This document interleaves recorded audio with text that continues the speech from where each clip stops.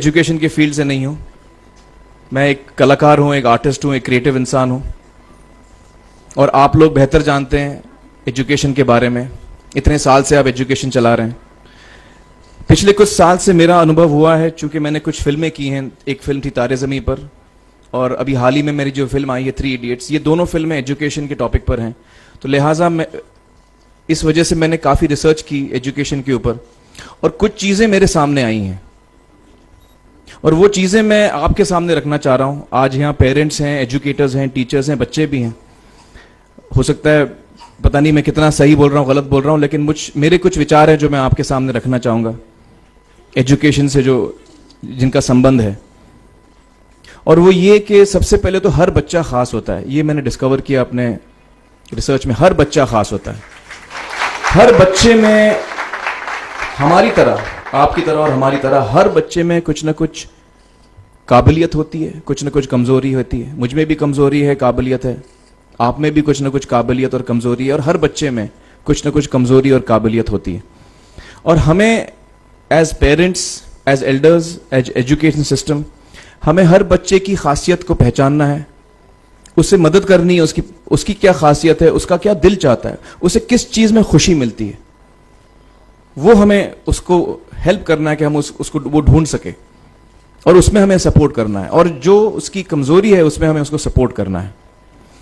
मुझे अक्सर education institutes मुझे बोलते हैं कि हम हमारे स्कूल में सारे बच्चे पास होते हैं, हमारे स्कूल में सारे बच्चे फर्स्ट आते हैं, या हम जो बोर्ड एग्जाम है उसमें हमारे सारे बच्चे पास होते हैं। मुझे एक सवाल पूछना है कि हमारे कितने बच्चे खुश हैं? सबसे बड़ा सवाल मेरा ये है, how many of our children are happy? और वो जो हैप्पीनेस कोशेंट है ना, वो मेरे लिए सबसे अहम है। क्योंकि देखिए, पढ़ाई लिखाई तो हम सीख ही लेते हैं।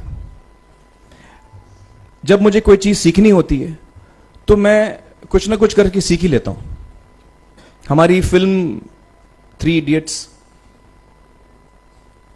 जब रिलीज होने वाली थी, रिलीज से पहले हमने कई स्क्रीनिंग्स रखे थे, टेस्ट स्क्रीनिंग जिसको हम कहते हैं, जिसमें कि हम ऑडियंस, जैसे आप लोग हैं, उनको बुलाते हैं, फिल्म दिखाते हैं, उनसे पूछते हैं कि फिल्म कैसी लगी। ऐसे एक टेस्ट स्क्रीनिंग हमने किया था। बंबई में एक फैक्ट्री में कारीगर लोग काम करते हैं, तो करीब 25-30 कारीगर आए थे उस स्क्रीनिंग में। स्क्रीनिंग के बाद उनका एक कारीगर था, उसने मुझसे एक सवाल पूछा। उसने मुझसे ये पूछा, आप लोगों ने फिल्म देखी है 3 इडियट्स? उसने मुझे एक सवाल पूछा जो बहुत कमाल का सवाल था। उसने मुझे ये सवाल पूछा कि सर, पिक्चर के अंत में हमें पता लगता है कि आप तो रणछोड़ दास थे ही नहीं, रैंचो तो थे ही नहीं आप, तो सर्टिफिकेट तो आपको मिला नहीं, वो तो जावेद जाफरी को मिल गया। तो आप इतने बड़े साइंटिस्ट कैसे बन गए? इतने बड़े पेटेंट्स, 400 पेटेंट्स, जापानी लोग आपके पीछे पड़े हैं, तो आपको सर्टिफिकेट तो मिला नहीं, तो आप इतने बड़े साइंटिस्ट कैसे बन गए? बहुत ही अहम सवाल है ये, बहुत ही इंपॉर्टेंट सवाल है। और ये जो मुद्दा है उसके हार्ट में जाता है ये, कि जब मैं एग्जाम के लिए रट के जवाब देता हूं और वो जवाब में मुझे नंबर मिलते हैं और मैं पास हो जाता हूं, तो मेरे हाथ में एक पर्चा आता है जो मुझे कहता है कि मैं पढ़ा लिखा हूं। लेकिन वाकई मैं पढ़ा लिखा हूं या नहीं, ये अभी तक हमको श्योर मालूम नहीं है। लेकिन जब आप नॉलेज चाहते हैं कि आपको मिले, विद्या मिले आपको, तो फिर वो कागज का मायने कुछ होता नहीं है।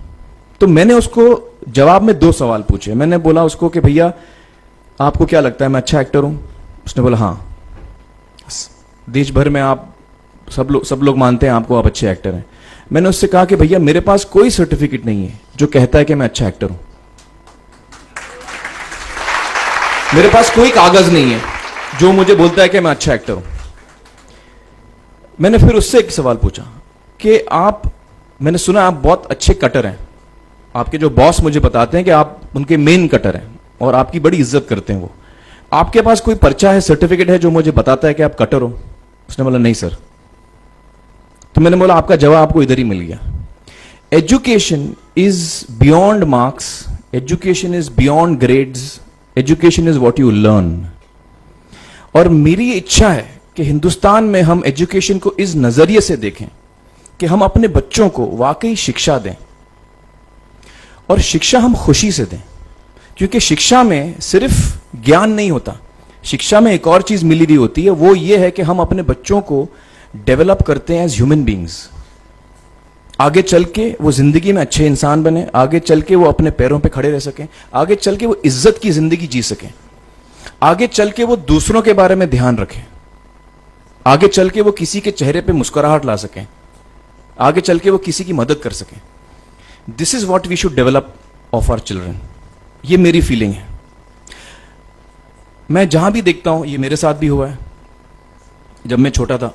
जब से हमारे बच्चे छोटे होते हैं, जब से बच्चे पैदा होते हैं, बच्चा घर आता है, हम बच्चे को पूछते हैं भाई मार्क्स कितने मिले, फर्स्ट आए कि सेकंड आए? वो बोलता है सेकंड। सेकंड आए तो अरे फर्स्ट नहीं आए, डांट पड़ती है उसको। जो बोलता है मैं 10th आया तो उसकी तो हालत ही बुरी हो जाती है। बच्चे को लगता है यार ये फर्स्ट आना बड़ा जरूरी है। उसको रेस में हम पूछते हैं तुम रेस में फर्स्ट आए कि सेकंड आए? में हम उसको बचपन से, जब से वो केजी लोअर केजी में होता है, जब लोअर केजी में रेस होती है, चमचा मुंह में लगा के उसमें नींबू डाल के भागते हैं। उसमें भी हम बच्चे को पूछते हैं अरे मेरा बेटा फर्स्ट आएगा, लाओ बेटा मेरा फर्स्ट आना। मतलब पेरेंट्स चिल्ला रहे हैं बेटा भागो, मतलब नींबू लेके भागो। तो उसमें होता क्या है कि बच्चे को लगता है कि यार ये बड़ा जरूरी है। मेरे पेरेंट्स को हमेशा, मेरे पेरेंट्स मुझे एक ही सवाल पूछते हैं, मैं फर्स्ट आया कि नहीं।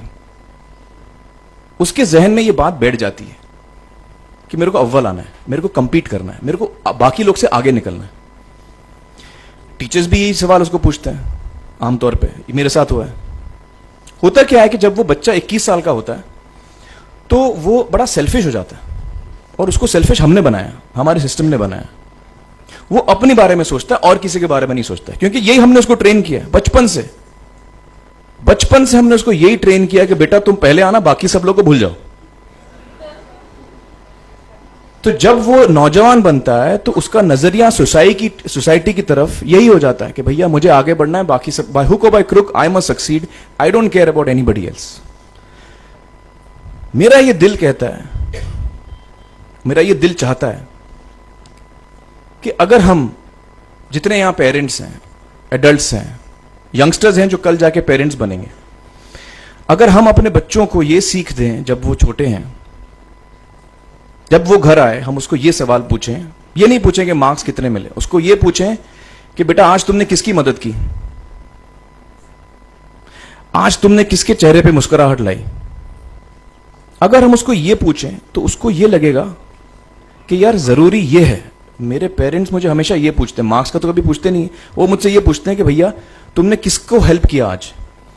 तो हेल्प करना लोगों को, लोगों के बारे में सोचना, लोगों के चेहरे पे मुस्कुराहट लाना, ये मेरे पेरेंट्स के लिए बड़ा इंपॉर्टेंट है। साइकोलॉजिकली वो इस चीज के साथ बड़ा होगा। स्कूल वही जाएगा, पढ़ाई लिखाई वही करेगा, वो उसका नजरिया थोड़ा बदल जाएगा। जब वो बच्चा नौजवान बनेगा, 21 साल का होगा, और सारे बच्चे उस उम्र के जब 21 साल के होंगे, हमारी सोसाइटी चेंज हो जाएगी। क्योंकि तब हमारी सोसाइटी में ऐसे नौजवान होंगे जो खुद के बारे में नहीं सोच रहे, दूसरों के बारे में सोच रहे हैं। तो मुझे लगता है कि सबसे बड़ी चीज जो हमारे एजुकेशन सिस्टम में मैं देखना चाहूंगा, जो मैंने अपने स्कूल लाइफ में नहीं देखी, कि हमको ये अहमियत इस पे दी जा रही है कि हम अपने आसपास के बच्चों को कितना हेल्प कर रहे हैं। ये एक बहुत बड़ी तब्दीली अगर आ जाए तो मुझे लगता है कि हमारा देश बहुत सुधर सकता है, बहुत बदल सकता है।